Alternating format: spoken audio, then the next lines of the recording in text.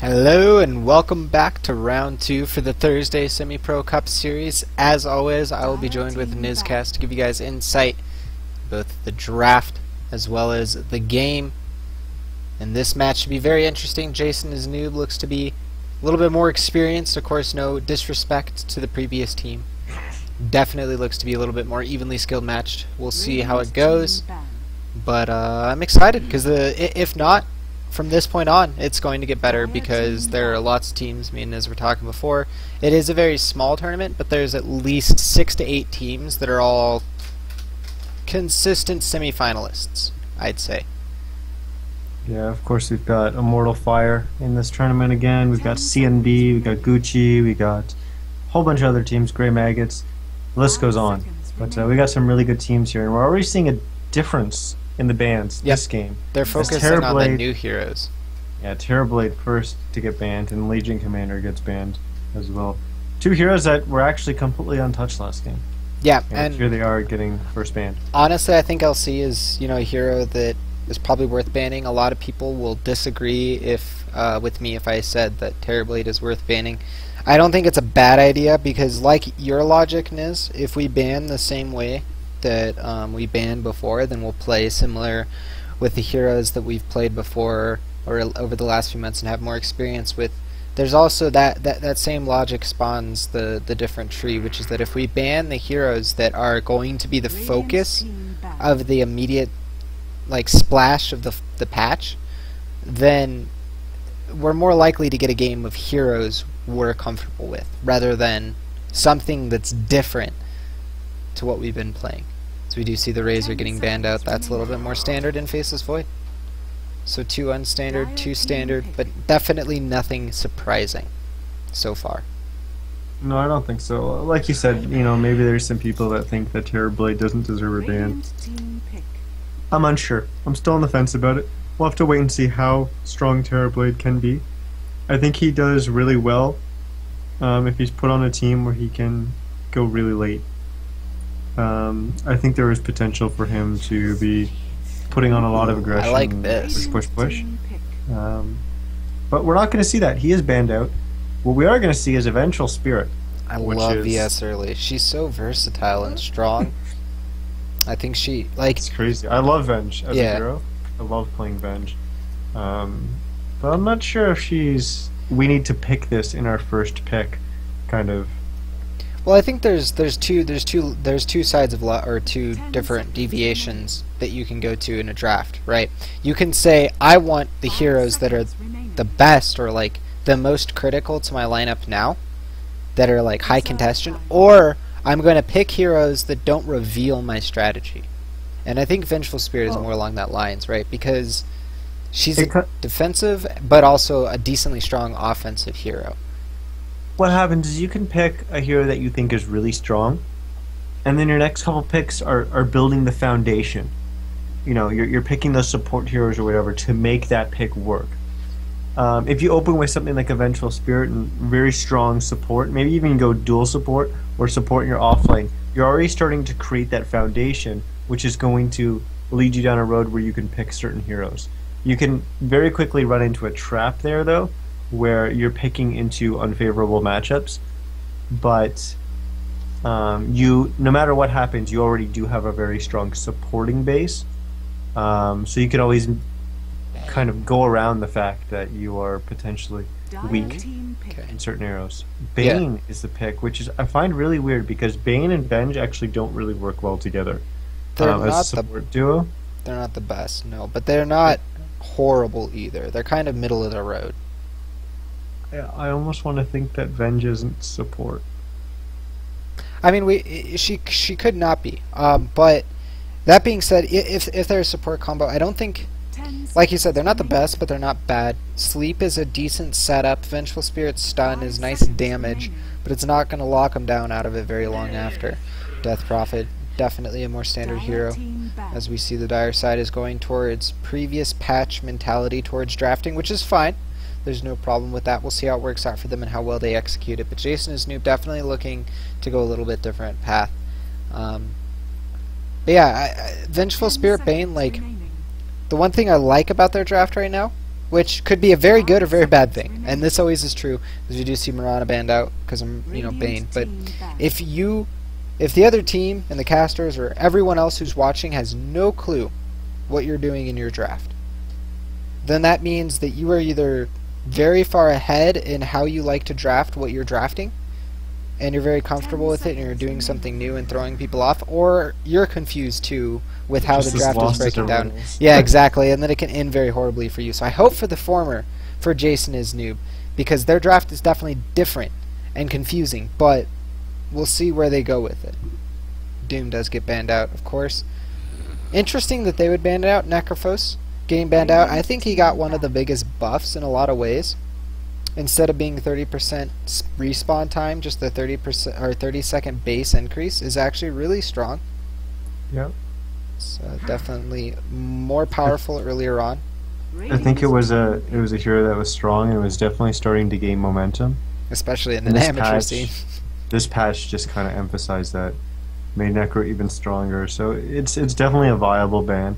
I think that's actually the potential point where we will start seeing Necro getting banned if he does reach that stage, is in the third and fourth set of bans. Well, especially in the NA I guess the second scene, set of bans. Because I don't know if you have realized this, Niz, but the last two finals of SCS have been won by the Necro. Not have had, but won. So very interesting that he is that good at winning money. $200 to Necro's name so far in SCS. But Wraith King, not too different. He definitely got a lot of limelight throughout 6.81. So definitely not too much to talk about. Alright.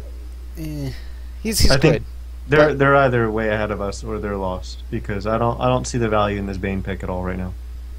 Why did they pick Bane?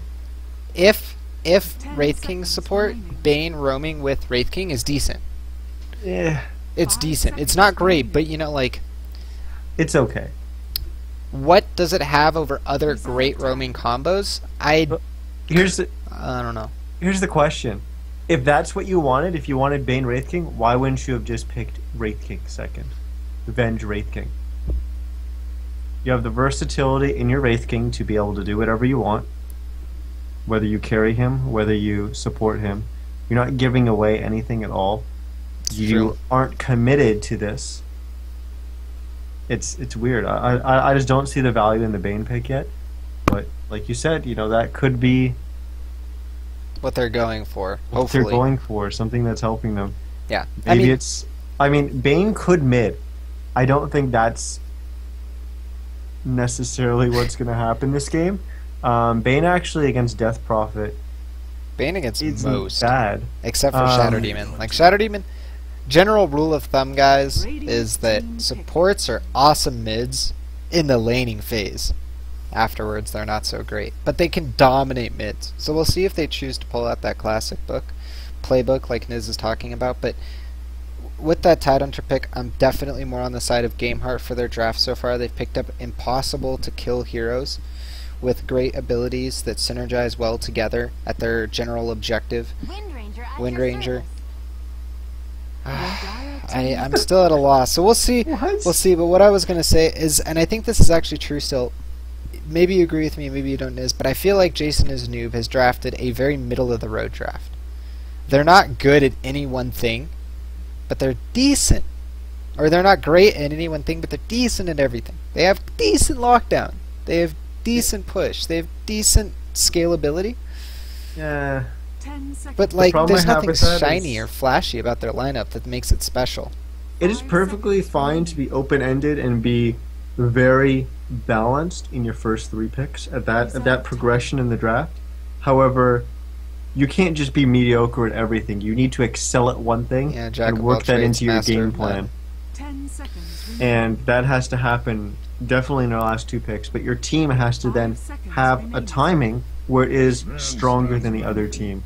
Oh goodness, Sven. Well, Sven is one of the most dangerous critical mass heroes in the game, in my opinion. It could be a support Sven.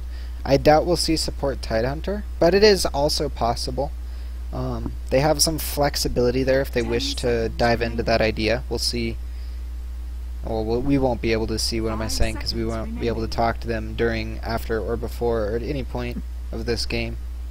Reserve time. You know what would be really cool, Niz?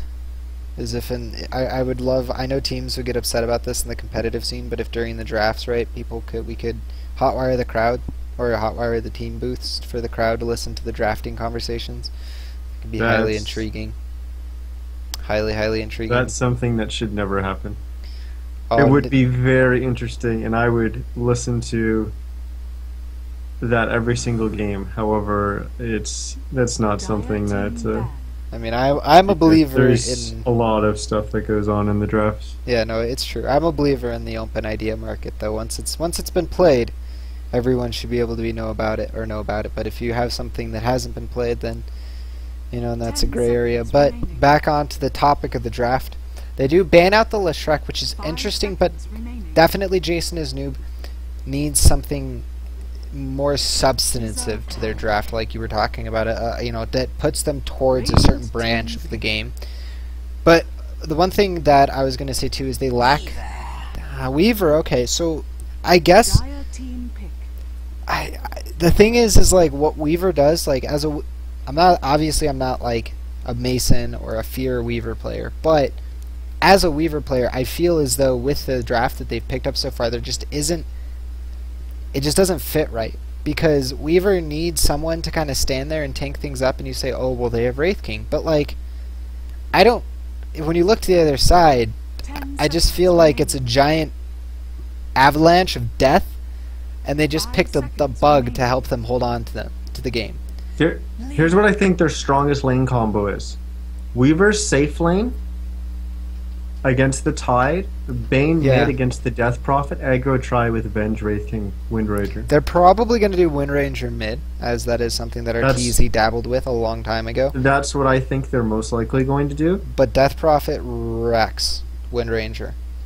Because she that's has why low I think base HP. Bane would do much better. Because of the brain. You can trade with her once you get Soul Ring. It doesn't really matter that she's spamming.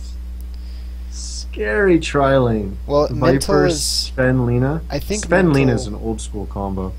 Again, Mental and KCAS are playing heroes that could technically be in any lane. Definitely the supports though are going to be the Sven and the Lina, so we get to see a support Sven. In this situation, personally, this is kind of not a super impactful or like will decide the game. But in your opinion, if you were on the side of Gameheart, would you be putting the Sven or the Lina on the lower farm priority? Because I feel like both are great farming supports. The Lina? Okay. Yeah. Okay. Well, without further ado, we can talk more about the draft as the game goes on. We'll go ahead and get into the introductions. I'll go ahead and do the Radiant team. As I usually do the Radiant, we have, of course, Jason is Newb with the weird draft today, guys. We'll see if it works out for them, but Zabasty1 is going to be picking up what looks like to be a mid Wind Ranger as their captain. We have Jesus the Zombie Zoidberg going to be picking up their Weaver. Definitely going to be picking up a core role. We have Dyleon. BZ, finally famous. Looks like to be a core Wraith King as he has Quelling and Stout. And then, of course, Bane, played by Butt Naked Nasty or Nah. And then finally Panda on the Vengeful Support Spirit. Or Vengeful Spirit Support. Alright, on this dire side we have Giant Hearts playing Death Prophet. No, Game Heart. Is it Game Heart? I thought it was Giant Hearts. Am I which one of us is blind? I think you're wrong. Oh my god. Overlay in SC2. I'm pretty sure it's Giant Hearts. Anyways, we have GH playing the Death Prophet is Mental. Playing the Lina is Onage. Playing the Viper is KCAS. Playing the Sven is Yo Soy 2. I don't know. Playing the Tide Hunter is Yo Soy to Papa. Is Zion? Or Zion. Zion or Zion. So we might Whatever. have a conflict over here in the Radiant side jungle to start this off. Yo Soy to Papa throws out the stun onto Finally Famous, as there will be a Lina stun to hit on two. Focus is going on to the Wraith King as he drops lowest, but the Sven is dropping equally low. First blood looks to go to the dire side as Wraith King falls. Sven falls quickly after, but another double Lina stun coming out of Onage to help them focus down the Bane. Viper does exhaust all of his mana, spamming out those attacks, but a lot gained from them as they did, of course, get the first blood. They traded. They got a lot more consumables out, I think, But Niz, my friend, what are your thoughts on that? They even get the bounty room. Look at that nice little experience bonus. But yeah, Niz, what are your thoughts on that breakdown of that early engagement? It's okay. Nuh-uh. I think the engagement was completely over. I don't think Sven needed to waste 100 gold on a TP. As he has smoked up, he's going to try to get a stun on Wind Ranger, but he doesn't. Well, it's because Onage is right here. They might choose to dive, but they... No, okay, they'll get better of it. They'll go ahead and back off. Very close to getting that stun thrown. And she does not have Wind Run, so it would be harder for her to live. Yes, most of their damage is magical, so the miss chance doesn't help, but the speed does a lot. The movement speed is a big deal. We'll see this rotation over here. Well, these trees are so weird. Panda it's gonna does work get here. spotted out. That ward slightly out of vision, so they will not be able to deward that. So Yosoi 2 Papa does not know that they have vision of this. He's going to throw out the stun onto Dylan, or D-Lion, as he's going to get focused up by Viper. With that poison attacks, he will fall. Sven should be the second one to fall, as the same thing has happened twice in a row. But again, the first kill claimed by the Dire is Panda getting chased down, looking to make it 2. As it looks like the right clicks from Onage. Long range. Sniper Lina going to secure that second kill in that exchange. Scoreboard going to 3-2 in favor of Giant Hearts. Yeah, we're going to see a ton of aggression coming out of these supports. This game is obviously both tri lanes are very, very aggressive in their picks and their ability to roam around, as we're continuing to see aggression now potentially on the mid as Sven is kind of hanging around here. He has picked up his boots, which is very crucial. You spoke a little bit about which hero you'd like to see between Sven and Lina get the farm priority. I mentioned Sven because I don't think Lina needs anything to function. I think Lina getting boots is huge, especially with the change to her light strike array. Although I believe it was only 25 range increase, that's actually huge for Lina's ability to be able to stun. However, when she is paired with a Sven, she doesn't really need that. Sven's the one who needs to be able to get in there and get the stun off. And I also think Sven picking up an Eggs is much more valuable than Lina picking up anything as this game progresses. So you want Sven to be off to a good start. You want Lina to be focusing on the observer wards. Bane almost getting stunned. He will actually get stunned now. Yeah, and he does. Like Niz says, the stun, LSA following up, right clicks and poison attack. You're going to continue to drop Bane down to 150 HP as the counter attack goes on to the Sven, but it's not enough. As Bane will fall, making it 4-2 inside of, or for the side of Giant Hearts. Now, the one thing that we can look to right now is Weaver is having a decent time in that top lane. Of course, against the Tidehunter, Weaver should do pretty well. We are not. Yeah, he is beating him. I guess I was looking at the other heroes on the board, which is why I was not too excited about it. But what I wanted to say is that this is going to be more of an even-skilled match than before. So there's a lot more that, God, I cannot remember their name. Jason is Newb. I wanted to say James is Newb. But Jason is Newb. Has tools to work with right now. As Jesus the Zombie, Zoidberg is getting some farm, will be able to do something. And even Wind Ranger is not doing too bad, but Death Prophet, man, Mental is dominating in this middle lane. 22-7 versus the 11-2. Definitely the power of Death Prophet. He's getting a little overzealous in the top lane. Yeah, he might go down. This is a very interesting situation because if Weaver misses Sakuchi's and does go through him, or you go through him and run too close, then the Anchor Smash can still hit. But the Weaver player can get Sakuchi off without Anchor Smash being in range. Because you can hit him and then get away quick enough that the animation is longer. Bottom lane, K-Kaz in trouble. Zombie, Zoidberg did TP in, and he's going to actually be the one to get that kill. Now middle. As Weaver is level 5, and yes, that support rotation is there. Looks like the stun from Sven followed up by the LSA, and the Crypt Swarm going to be netting that kill as Mental. Makes the scoreboard 5-3. A little bit of a trade there. I think that I think that was a decently even trade, or do you think that there was somebody who got out ahead in that exchange? I think Dire's slightly ahead there because of course the Weaver did rotate bottom there, and I don't think it was necessary. But because of that, I think they got a little bit ahead. However, Tide has not 6. Unfortunately, They switched Wraith King to farm top, and now they're going to be farming the Weaver bottom. I don't think that's an entirely bad decision, considering Wraith King was getting nothing. But now Weaver's going to be in harm's way. Stun goes out, will get dodged because Sakuchi does, or Invis allows you to disjoint Stormhammer. So a big waste of mana from this tri lane won't prevent them from engaging for a little bit. But I'll let you speak more on this lane change and how you feel about it. Missing middle. I think it's okay. It's obviously it makes sense now that Weaver rotated bottom for that potential gank, which did actually come through. But yeah, now it obviously makes sense. You know, Weaver coming down. You put Leoric, sorry, or Wraith King in the top lane now. He's going to get more farm against the Tidehunter. He's probably not going to do as well as the Weaver was going to potentially do, but Weaver's going to do better in the bottom lane than Wraith King is going to. Oh, actually, Wraith King might just die top as Ravage was used, like Nid said. I got really excited about that as Ravage is a good or bad use in your opinion? Good. Good. I see no problem using it. That's the one problem with making a rotation like that, especially this late into the game, is that you're rotating someone from a tri-lane into a lane against a solo hero, and you're going to have a level advantage or disadvantage. If you would have had access to his ult, I feel definitely would have been a waste, but Tis does not. Feel for Zabisti one. He's so close to dead and he doesn't even know it. The camera has been on his deathbed for a while, and here it is under the tower. He will fall as there's the LSA followed up by that burning slave. But they are going to back into Bane. Dragon slave. Yeah, Bane actually rotated in. Didn't miss that. Sneaky little guy. Going to do the right clicks onto Sven. How low? Healing salve coming out. Great LSA from Lina on the back end. Going to allow or prevent them all away. And then, of course, that pathing. Because of the way that the pathing engine works, they did not run that way. TP is successful. And they get that kill. Lose nothing. Definitely good plays by the Dire so far in this game. Wow. I thought for sure one of them was dead there. But that was good play. You know, Lina came back, Onage came back and threw out the stun, which was needed. Otherwise, Yosoi Tupapa was going to die on the Sven. But stun came out and they both ended up getting out of there. Good TP awareness from Onage there. He realized he probably wasn't going to get out without a TP.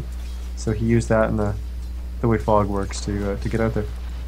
Oh, we're going to have a conjugation or a grouping of 3 heroes into the top lane as the stuns from both Wraith King and Vengeful Spirit will go out onto Tide as the Watermelon looks to fall. He's low health. He's bleeding. Oh, and the vision is good enough as he's going to be able to get out. None of them were able to right-click or right in that spot right there. He does get away. 2 of them had access to disables, would have been able to cancel that TP. Let me just make Niz more frustrated, but the Watermelon lives.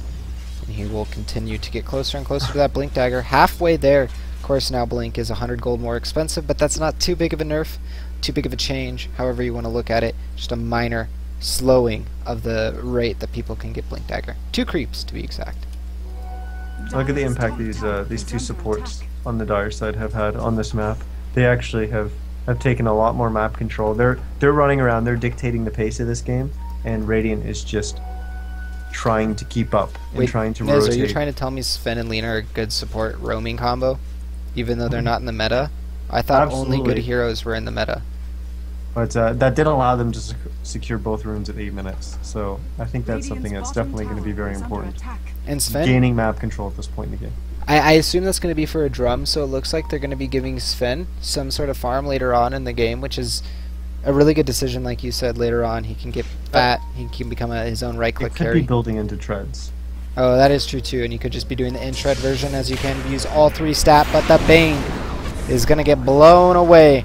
Goes to the grave immediately as the stun and the shackle definitely going well for them so far on the Radiant side, but now the exorcism is out and we'll see how the fight goes. LSA does nab Wraith King as the ghosts are able to clear it up. It'll actually be Lina getting that with the Dragon Slave, and now Zabisti one is on the run as the LSA is on the mark. 2 more kills, triple kill for Onage as he's able to nab a total of 3 kills in that exchange, as they did of course get that Bane to start that off with. Onage is getting fat quick, and if there's one support that, you know, I think is amazing with farm, even though she doesn't need it, it is Lina. She gets insane right clicks, great range, and of course that LSA going through BKB with that Aghanims makes it quite an interesting hero to get farm on. So Death Prophet actually finished building drums there. Okay, that's so another reason why I thought Sven was potentially going treads, although he could also go for drums.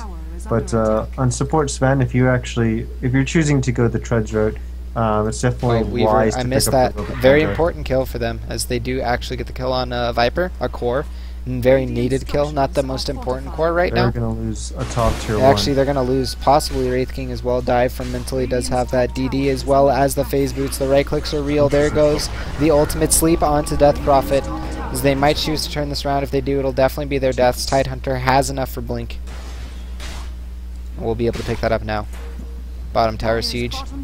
Venge and Windrunner were still on cooldown, so they wouldn't have been able to TP there. So Mental, unfortunately, wasn't really in trouble at all. Oh, Tide TPing in the bottom lane, just picked up his blink. He does blink out, does give away the blink. If it wasn't obvious if they clicked on his inventory, Weird. they made it even more obvious by blinking into the trees.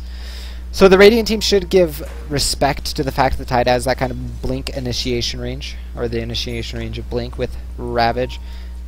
As you can see here, they are already paying mind to that, getting in better position as they don't want to just get blinked and gone on. But 5 just heroes from the rotate mid. Dider. You rotate mid. That's exactly what they're doing. So, Niz, report him for cheating as they're making the right call by listening to you. However, the Weaver might be making the wrong call as he's Sakuchiing around. However, his movement is good. He might be able to just escape here, as it would be a waste of Ravage. So there is. That's really well played. Yep. Definitely a good use of Sakuchi. I like to see that Weaver, not a very common hero these days, and it's a very strong hero in my opinion. And watching a Weaver win a game definitely helps prove my point. So they needed to push this mid lane faster, though. They're just getting to the tower now, and they've already lost their tier 1 bottom. There should be no trade here. There isn't fortification. Sorry, as they haven't lost any T1s yet to refresh that cooldown. They know it's going to take a while. They might be able to take all of the Radiant T1s in the time that the Dire side has used one fortification. As in, actually, in the bottom side of the river, we are going to see the silence as well as the stun. Before that, from Sven, allowing Mental to clean up Wind Ranger. The mid hero is down, and the guild experience graph is starting to become bigger and bigger, as the side of Giant Hearts is doing a excellent job executing their lineup. Their supports definitely the show tonight in this game. What just went from a good rotation turned out to be very, very poor for them, as they ended up losing 2 towers and not acquiring anything. They even lost a hero and all that. Oh, they might lose another. LSA is off the mark. Mental is going to pop that Exorcism, and now the Sven stun hits on 2 because they grouped up. The LSA should as well, but it doesn't look like he's going to be able to get in range before the CD is off. But the Exorcism creeps, and 4 heroes are more than enough to take this out. Radiant Sire does have fortification, but they're choosing not to use it. And at this point, it might be worth saving it. They do go ahead and use it, but they unfortunately are out of T1s. There will be no refreshes on this fortification, so 6 minutes for sure. The Radiant side has no fortification. The Blink Ravage from Tidehunter on the mark. The Sven stun to follow that up, as they hit both of their abilities right on mark, hitting 2 heroes each. Easy siege of a T3, and Niz, my friend, this game is definitely starting to look like a one-sided show. TPN from Weavers. He wants to change this. LSA is there, but the first hero to die will be Sven. It's only a support. Will there be more as we see Bugs go out, hitting on 3. Damage onto Weavers. He's trying to turn around, but can't because he doesn't have access to that time lapse. And the push-ins, support sacrificed, but damage has been done to the T3. Yeah, this is it's looking very Dire favored right now. They're I think a lot of it just is on the back of that Sven Lena pick. You know, and just how they played it. They just moved around, they took control of the map, and they made better on their rotations. And they really dictated the pace of this game. And it's paid dividends for their team, as they've ended up with a lot more farm on all their cores. All 3 cores are leading the last hit chart right now, and I'm sure net worth is the same, and indeed it is. So they've created space, they've allowed their cores to get an advantage, and now they're able to push towers. They made, well, frankly, they made a good rotation, and Justin as Newb actually made a decent rotation as well, except they weren't able to capitalize on it, and it ended up working in favor of Giant Hearts, and they got even further ahead. So now they're just going to snowball off that map control and off those tower kills. As you know, they still haven't lost a tower yet. They still have all 3 tier 1s up. Well, Niz, do you think we're at the point where or the main narrative for Jason is Newb to come back in this game is going to be Smoke Ganks and Smoke Ganks alone, or do you feel as though they have other ways back into this game? With your lineup, you don't farm. You don't try to farm your way back in this unless I'm underestimating how strong the new Weaver is, because obviously new Weaver is very, very strong. But oh, we're gonna see our first Roche of 6.82. Yeah, we are, and it is a decently stronger ancient type hero, as of course, or type creature, as Slam has gotten buffed. His general armor HP gain slightly buffed. I don't think Tide should be in there. No, it doesn't. I don't think they're scared of them. No, they really aren't. About Warding for Roche is definitely a lot different now too, but honestly it won't really matter. We don't have time to talk about it as he is down. 16 minutes of gameplay Niz, and there is nothing to show for the side of Jason is Newb as they are getting run into the ground right now. The question becomes, can Giant Hearts close this one out with their advantage? Yule's going out on the Vengeful Spirit as they look to get more kills. Easy kill with that Laguna Blade stun from Sven. He wants to chase, but the rest of his team doesn't. The objectives. And they're smart.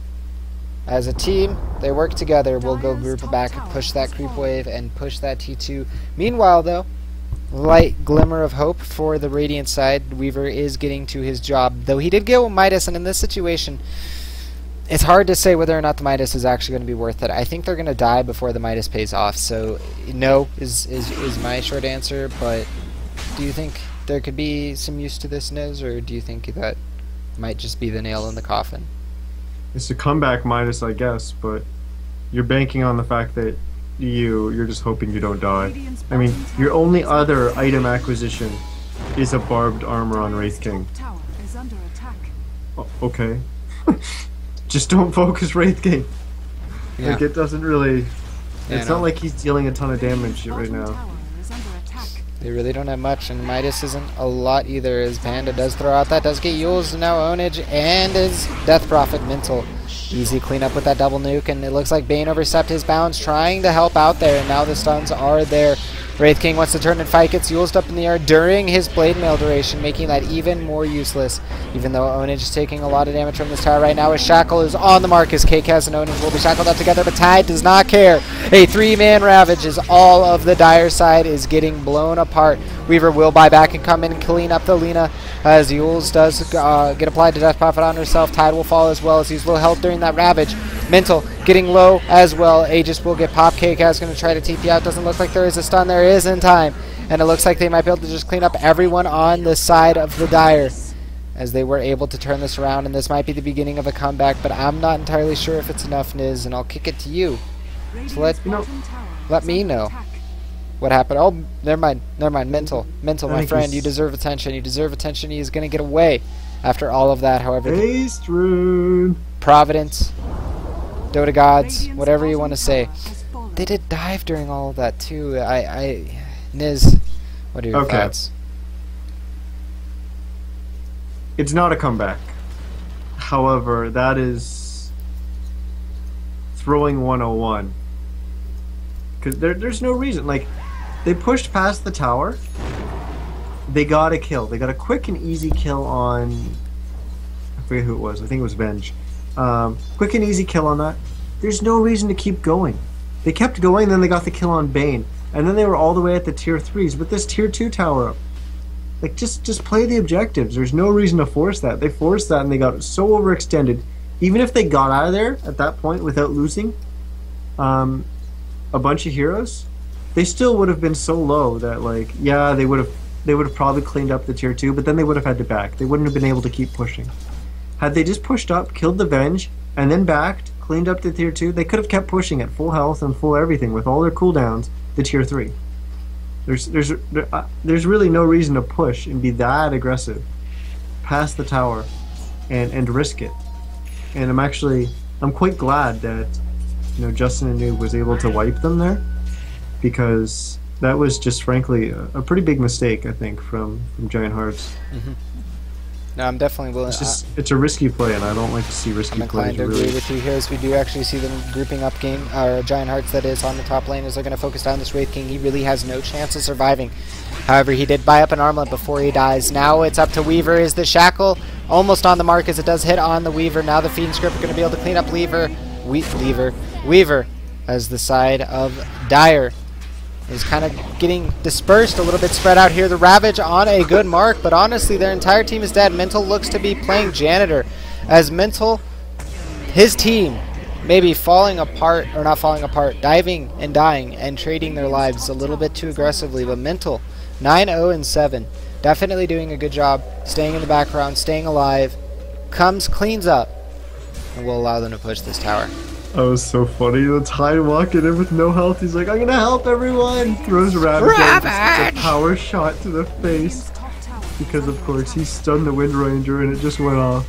I would love to see animated GIFs of these of amateur, or not animated GIFs, but like animated cartoon sketches of some amateur plays. Sometimes they are quite hilarious. They make good stories, but yeah, that Tidehunter. I'm not laughing at the player. I'm laughing at you know how it all played out. Well, exactly. It would be watching a Tidehunter ravage as a power shot's going through his skull is actually just Dota gold. But all that being said, is that fight was even as far as kills go. But I think the Dire side got more out of that because of the way Mental's farming status. I think it was actually one kill in favor of Giant Hardster. Okay. I think they got 4 kills and only lost 3. But that's still a trade, so it favors Jason as Newb in the sense it's a trade. But because Mental is 9-0-7, I'm on the side of the Dire for that fight. Oh yeah, for sure. Okay. So yeah, we're on the same page here, as we do have the third commentator. I'm sorry, my roommate's cat is hanging out and being a little loud, but we do have Sven getting stunned up after that sleep, taking quite a bit of damage. Wraith King did pick up that armlet, like we talked about just a second ago. Does get used up during the stun from Sven. A little bit of miscommunication from the Dire side. 30 seconds till Ravage. Tidehunter is running in. Sven does get Fiend Scripts up, and that's a support tanking the Fiend Script. We'll see how that trades out for them, as Wraith King is probably going to fall here. Ultimate is online, however. Z will die right there. Vengeful Spirit dying as well. Mental is beyond. Godlike is in the background. K-Kaz wants to fight to the death. Actually, he's just going to run away. He's going to TP away here. They don't have access to Ravage for another 14 seconds. Tidehunter should get out over there. And Mental picking up that haste rune, as there is just a casual rune of bounty sitting in the bottom lane for the last few minutes, as no one cares for that. Actually, Mental getting shackled up by the Beastie One. The save from Zine, though. That Ravage was on point, cleaning up the Weaver, making that buyback earlier even worse, because now he doesn't have it. He's down. Long respawn time. Zine trying to chase this out, wants to get more out of it. The shackle is there on the mark, and he's actually just going to trade his life. The question becomes, can Wraith King get out alive with his teammate, the Windrunner? Yules, as well as, Atos going on to him. 1 more second left. Will in now. He's going to try to earn up. Does get sniped by that last Crypt Swarm, and now Panda and Zabeasty One are in trouble. Yules up in the air is going to be the Vengeful Spirit. Panda wants to turn and fight. Does get stunned up and silenced and stunned again and right-clicked to death, making it at 8:28-14. What a game, Miz. What a game. This is action-packed. This is gonna see our first racks getting claimed here. As most likely. Definitely Giant Heart should be able to clean up this tier 3 into racks before they're able to defend. I don't think this buyback. Oh yeah, Weaver buybacks back up. Never mind. Double 2-man shackle. This might be the point of turnaround, but I think they are going to get racks. The question is, do they get out alive without any trades? Fiend Script going out onto the Sven again. That's the support. We'll see if it works out for them. Racks 25 HP. Ownage wants to turn around and try to finish it. Viper's going to run in. K-Kaz gets it.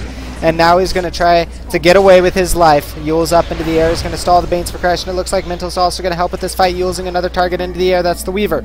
As 4 heroes from the Radiant side are pursuing that shackle on the mark. Going to get K-Kaz stuck to the tree. Does get forced forward by a teammate, but I don't think it's going to matter, as he does fall. 4 heroes of the Radiant side continue to chase here. His Mental is on the run.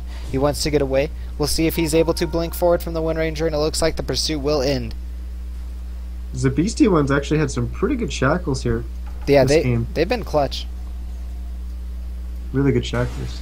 I wonder what the difference to Wind Ranger is. Of course, they changed the latch range on shackle this patch, but I'm pretty sure most of these shackles would have landed in the old patch anyway. So it's a testament to skill, not a testament to the patch. And they increase the duration of wind run as well. But yeah, the latch distance increase is very helpful. because it gives more possibilities as there are more targets in the area. But yeah, no, that she has been lining up, and you know, when you talk about Wind Ranger, you talk about angles, how the player is setting up the shackles, and she's been on point, timing their movements with the creeps and just everything, with, you know, to either get a hero or a hero and a hero, a hero in a tree or a hero and a hero. But they are down to racks, so it's unfortunately it's a strong performance amidst you know, a disadvantage right now. We'll see if they can get, you know, on the back of their Wind Ranger, because that's what you generally want to do. I don't know if you agree or disagree with this statement, but when you're behind, it's important to rally behind the players who are doing well and work with them to help, you know, I guess, make the narrative of your comeback. Absolutely, but I feel like it's got to be a game-changing hero, and Wind Ranger can do that. I think Weaver's doing okay, like in terms of net worth. He's 8-2-5 as well. He's doing pretty good. However, I don't think you can just kind of say, okay, you know, let's just follow Weaver around. That's not going to work. You know, you have to do it on a real game-changing hero at this point in the game, and I think Wind Ranger is that. However, ooh, Slam got a new graphic too. What did? Slam, Roshan Slam, kind of has like a volcanic effect to it with the earth splitting that it normally did. So pretty cool there. But that will be the second Aegis that is claimed for the Dire side. Sven is starting to become a decent carry, my friend, and they're getting a 4-core lineup online really quick. He's 900 from his eggs. Do you think he is going to go Ags? So the value of the Ags, I guess we have some time to talk about that, as they will deward over here. Nothing should happen right in this moment. But yeah, Ags on Sven, do you really think it's worth it, or do you think he'd benefit from an item that would make him a stronger hero by himself? I think it's absolutely worth it on Sven. There's an argument to be made in favor of him getting a different item this game, because he doesn't actually have that many right-click heroes on his team. Oh, well, I shouldn't say that they don't have right-click heroes, but they don't have real high base attack or high base damage heroes. Yeah, they have heroes that right-click a lot, but they, like you said, they don't have high base. To be fair, Death Prophet, dude, with the amount of in items she has built up, 80%. Ooh, a 300 damage Death Prophet. It's terrifying. So yeah, no, I definitely I thought I'll consider more in my games if I play a support Sven, as I just was not on board with that Ags upgrade, but now I am. You've changed my mind, Niz. But will it even matter? Will it even get to that point as Giant Hearts looks to siege their second racks? And that's probably the point of GG, as it's going to be impossible. BKB and a Maelstrom up on Weaver. He actually picked up Blink. Dire's top tower is under attack. Well, I don't think that's a bad decision. A casual point booster for an Ags later. They do want to end this game and Blink and initiate, but Weaver will get that top tower. Of course, like I said, he has that Maelstrom, so he has some items to help him now. Stun going out onto KCAS, follow-up by the Wraith King, and now he thrown up in the air is that same hero. LSA is on the mark. However, the Force Staff does pull him out of danger zone, as the 5 heroes of the Dire side are set up, ready to go high ground. I was thinking that Justin and his Newb might actually push out there and go for the kill on the Viper there, but it was not looking good, as Tide had really good positioning. And he still does, as actually the Exorcism is popped. Now the Shepherd's Guard, they are going to throw the stun out from the Wraith King. The Gush is there. Blink forward stun from the Sven is going to get on too. They're immediately able to clean up the Vengeful Spirit. Windrunner on the run at 15 HP, and the Ravage is on the mark. 3 heroes hit, 3 heroes down so far.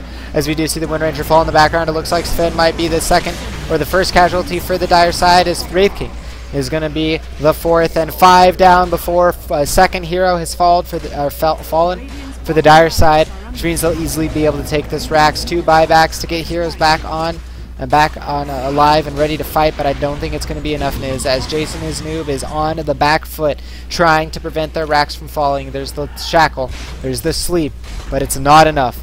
4 racks down. Jason, his Newb, on the last leg, on the last thread, bleeding on the ground. Is there any hope for them in this game? Well, they knew that they had to do something to stop the Tide from being able to blink in and getting a big Ravage off, but Naked Nasty actually pinged out the location of the Tide Hunter, but unfortunately no hero on their team was able to really step up and disable the blink from the Tide. I didn't even realize, because Wave of Terror has been changed and it's not HP removal, it should disable Blink Dagger now. So that's good. You are correct. You can Yeah, always use that. there is no but HP removal damage anymore. No, sir. you could always use that. However, I think that's a very, very valuable skill to have for the right-click potential, because your team is all right-click. So you need to have that on the enemy Yeah, heroes. minus Bane, but You need to have someone hitting the tide, though. Someone needs to stop the tide from being able to blink in. Force him to walk in. yep. And besides that one dive that we've seen from Giant Hearts, there has not been a convincing fight for Jason as Newb. Any fight that starts with Giant Hearts on a good even ground, or where they want it to, how they want the fight to start, is going overwhelmingly in their favor, and that's generally the sign that this game is going to be wrapping up soon. Is they're already down 2 racks, and it's last T2 going to fall. Final racks looks to be pushed in the next 2 minutes here. Thing is Justin as Newb has no way of really jumping in and starting a fight. Jackal hits 2 creeps for the first time, and actually Wind Ranger going to get thrown in the air. Panda also going to take quite a bit of damage from that Viper ultimate as Wraith King runs into the middle of the fight, but 18 seconds until his ultimate. So he's going to go down. I don't think he bought back last fight, but he doesn't have enough to buy back anyways. As Jason, or Jesus the zombie, or Zoidberg the zombie. Oh, the Ravage is more important as it hits on multiple heroes. But honestly, this is probably over, as the Sven stun going to go out under Wind Ranger. But the Dire side, in a commanding fashion, able to force their way up onto the high ground, able to clear up the last T3, and with that, throw up in the air. And the second Ravage, as he did pick up a refresher. Triple kill for Mental Beyond Godlike. Didn't fall a single time in this game, to my knowledge. 14-0 and 13. And they will take the game. Wow. Niz, what are your final thoughts on this game as that wraps up round 2 of Thursday's Semi-Pro Cup Series action for us? We saw the importance of taking control of the map early and really dominating the runes. And for a while there, I think I'm going to have to say from about the 8-minute rune to probably the 14-minute rune. I actually don't know if this is accurate at all, what I'm saying, but I'm pretty sure it was. That Giant Hearts just kind of took over the runes. They were getting 2 runes most of the time, so they were getting the bounty rune, which is obviously going to help them get further ahead. But they were just all over the map, just putting pressure all over the place. And that Sven-Lina combo, which we've seen in the past, we haven't seen it recently, but we've seen it in the past, really showing its strength. I think Justin as Newb had an interesting draft. Like I said earlier, I think they could have laned it differently, but still it's a really sketchy draft to run because it relies so heavily on doing well in the early game. And if you don't do really, really well in the early game, you have to have an incredible transition. If you don't have an incredible transition, or you don't have both those things lining up, then unfortunately you fall a little bit further behind, and it's really hard to get back in the game with this kind of lineup. As Death Prophet's just going to push you down, Sven's going to put pressure on you, Tidehunter's going to be blinking and ravaging, and there's so many ways that you can die against this team. So yeah, in the end, Game Hearts, Giant Hearts. Now you got me saying it. Giant Hearts played really well, and they took over the map, and well, it worked out for them. Well said, Niz, and we'll be moving on to round 3 for the next game, guys. Of course, as always, if you enjoyed this cast, follow the Twitch channel right below you, twitch.tv/DotaRaptors, that little follow button. If you enjoy watching our casts and want to watch them on your own time, youtube.com/DotaRaptors. We'll have all of the VODs for you guys. And finally, if you want to be updated during the day or during the cast about what games, who we're watching, etc., you can check out Niz, and also for all of his other stuff at Nizcast for his Twitter. But that does it for us, guys. We'll be seeing you in round 3 in just a few moments.